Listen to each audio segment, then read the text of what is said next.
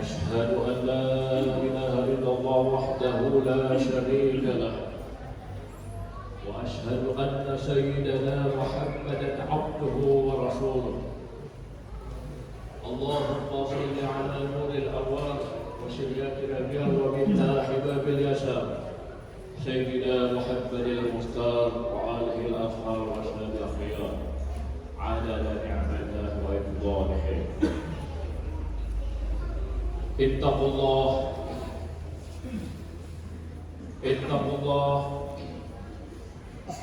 اتقوا الله ولا تموتن إلا وأنتم مسلمون. وقال الله تعالى في القرآن الكريم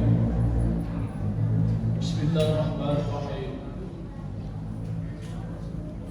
يا أيها الذين آمنوا ادخلوا في السلم كافة ولا تتبعوا خطوات الشيطان إنه كان عدوا مبينا. يا أيها الذين آمنوا كتب عليكم الصيام كما كتب على الذين من قبلكم لعلكم تتقون. Hadirin jamaah Jumat yang dirahmati Allah Subhanahu wa taala. Alhamdulillah, mari kita kembali menjadikan puji syukur kepada Allah Subhanahu wa taala. Karena nikmat Allah, umur yang panjang, sehat wal afiah, serta nikmat iman, sehingga pada hari ini kita sempat memasuki Ramadan dan melaksanakan Jumat yang diwajibkan bagi kita. Banyak mungkin yang sehat, tapi iman kurang atau bahkan hilang, sehingga tidak sempat untuk melaksanakan kewajiban salat Jumat. Banyak yang berkeinginan, tapi karena sakit, ada uzur, maka syukurlah bagi kita. Selanjutnya salawat kepada Rasulullah Sallallahu Alaihi Wasallam. Senantiasa salawat ini kita zikirkan, kita bacakan untuk membuka rahmat bagi kita, membuka ma'unah bagi kita, hidayah, dan bahkan salawat kepada Rasulullah, wasilah kepada Rasulullah Sallallahu Alaihi Wasallam, diijabah doa-doa kita, amal-amal kita, termasuk ibadah kita, karena salawat kepada Rasulullah Sallallahu Alaihi Wasallam. Hadirin jamaah Jumat rahimakumullah, kita dalam keadaan berpuasa dalam memasuki Jumat yang pertama bulan Ramadan. Ya tentunya mudah-mudahan puasa kita sudah mengilmui, memahami dasar puasa. Karena paham itulah yang mendasari puasa kita. Karena ilmu sumbernya Al-Quran, hadis. Kemudian dari ilmu ini bagaimana kita memahami ilmu, tuntunannya bagaimana, itulah amal-amal ibadah kita. Tentunya puasa, bagaimana kita puasa dari dasar ilmu, udkhulu fisilmi kafah, masuklah Islam secara kafah, secara menyeluruh. Bagaimana maksud menyeluruh? Terbagi dua. Bagaimana supaya kita di dalam memahami Islam ini, kita menjadi Islam adalah secara lahiriah, secara syariat, secara tubuh kita yang nampak. Kemudian kedua adalah bagaimana kita mengilmui, memahami dan bahkan beribadah secara hakikat. Kita pahami tuntunan-tuntunan secara hakikat, supaya perpaduan ini antara tubuh secara lahir, secara lahiriah dengan secara batin, secara hakikat tidak bisa dipisahkan. Karena dasar di dalam Al-Quran senantiasa menciptakan yang selalu berpasangan, langit bumi, laki perempuan, surga neraka. Tentunya di dalam iman ibadah kita harus selalu syariat tubuh kita maupun nyawa kita atau batin kita, hakikat yang perlu kita pahami. Termasuk puasa. Bagaimana kita memahami puasa secara lahiriah? Sudah jelas tuntunan perintah Allah dalam Al-Quran tentang puasa.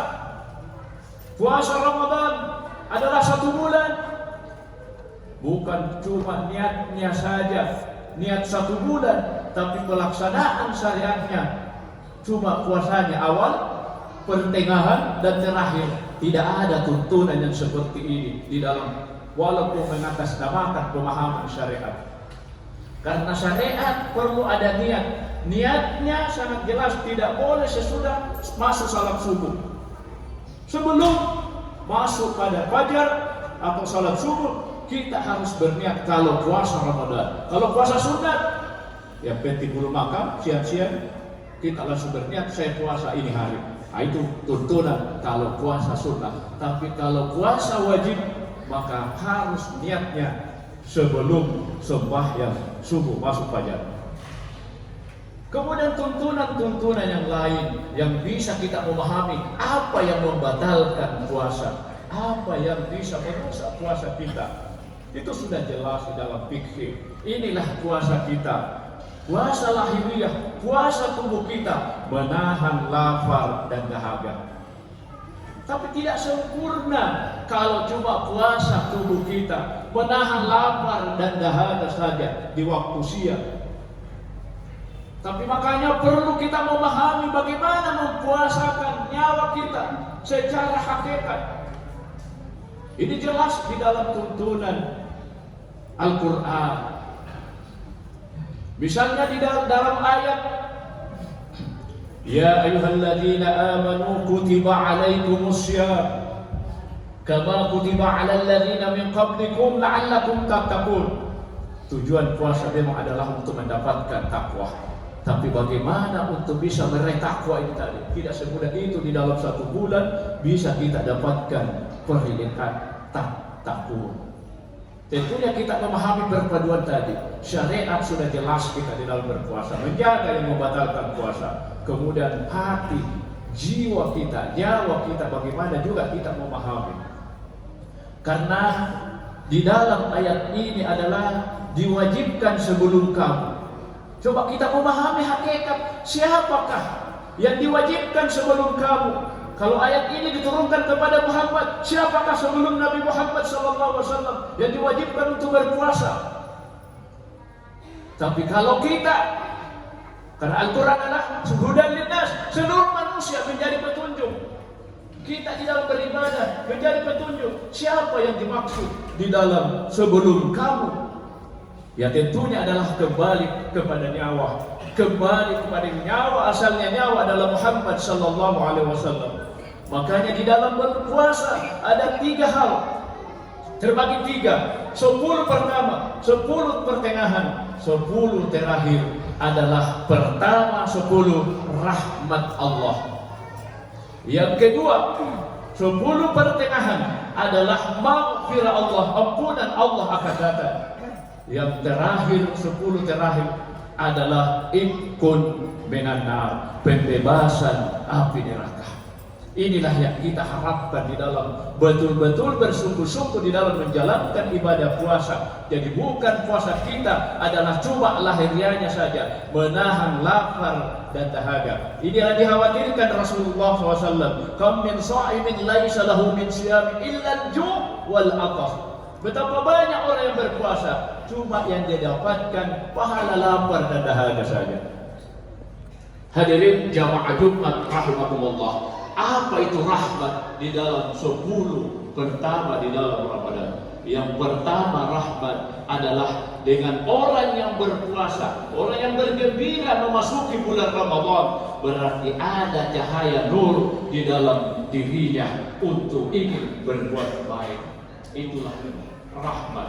Rahmat yang kedua adalah tertuju kepada Muhammad sallallahu alaihi wasallam. Jadi inilah orang yang memahami hakikat di dalam dirinya, yang dikuasakan dirinya, tidak lepas daripada nyawanya, yang berkaitan dasarnya adalah Muhammad sallallahu alaihi wasallam. Inilah puasa. Wa rahmati wasi'at kulla syai'. Rahmatku meliputi seluruh alam. Siapakah yang